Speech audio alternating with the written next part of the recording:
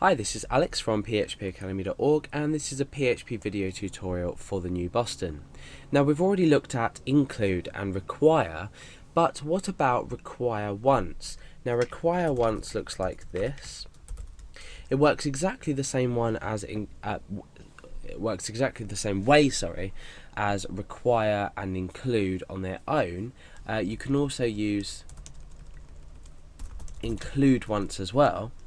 Now, but why would you want to use this? I mean, presumably if I was to say require my header.inc.php file, which I've got up here, which just has some HTML data in, and I was to go and refresh the page,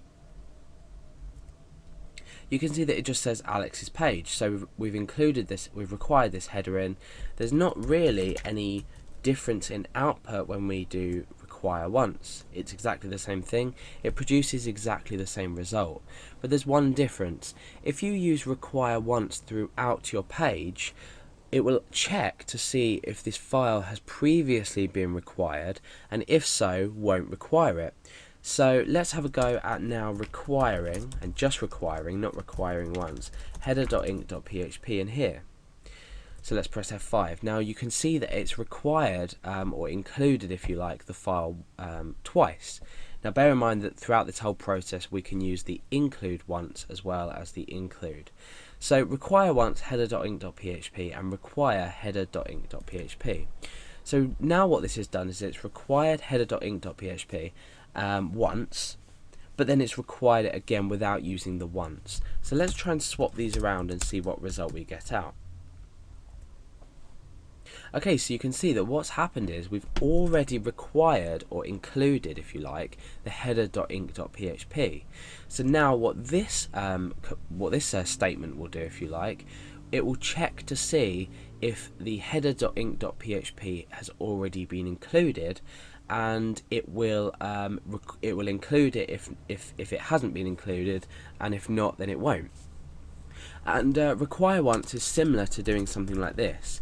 If defined, and then you choose header.inc.php within this function or this language construct. If defined, then require header.inc.php. So what I've just written here is exactly the same as the require once. So if we refresh now, we can see that we don't have another version of it required in here. However, if I was to swap them around again, so vice versa to what I already did a moment ago and swap them back around, and I click refresh, you see, oh no, that two aren't included. So this will now be if not defined. When we refresh, you can see that two of them come up. So forget this for now, that was just an example. But when we use the require once, we just ensure that the same file isn't required twice. Now, why might we want to do this? Bear in mind the whole time you can use the include once. There's just different ways to handle the errors. Include will include the file. If it doesn't exist, it will continue with the rest of the page content. Require will stop the page. So include and require once, why might we want to require them? Use them, sorry.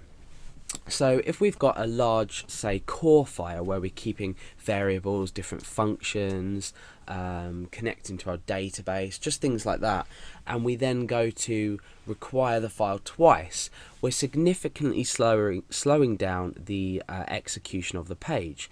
And the reason for this is requiring something twice, or including something twice without using this underscore once, means that it will actually require it twice. So you'll be processing an include page more than once. So that's the main reason that you would use it. Some people have said that the require and include once language constructs will actually slow down a page anyway.